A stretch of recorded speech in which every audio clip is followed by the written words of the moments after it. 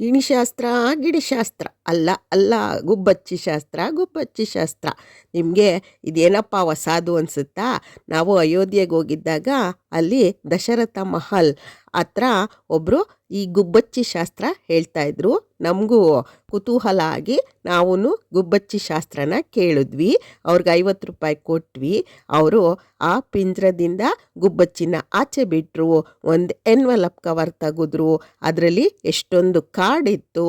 ಅದನ್ನು ಗುಬ್ಬಚ್ಚಿ ಮುಂದೆ ಇಡಿದ್ರು. ಗುಬ್ಬಚ್ಚಿ ಅದರಿಂದ ಒಂದು ಕಾರ್ಡನ್ನು ತೆಗೆದ್ಬಿಟ್ಟು ಅವ್ರಿಗೆ ಕೊಟ್ಟರು. ಅವರು ನಮ್ಗೆ ಆ ಕಾರ್ಡನ್ನು ಕೊಟ್ಟರು. ಅದರಲ್ಲಿತ್ತು, ನೀವು ಮುಂದಿನ ವರ್ಷ ಫಾರಿನ್ಗೆ ಹೋಗ್ತೀರಾ, ನಿಮ್ಮ ಭವಿಷ್ಯ ತುಂಬ ಸುಂದರವಾಗಿದೆ, ಮತ್ತು ನಿಮಗೆ ಕೆಲಸದಲ್ಲಿ ಪ್ರಮೋಷನ್ ಸಿಗುತ್ತೆ ಅಂತ ಎಲ್ಲ ಬರೆದಿತ್ತು.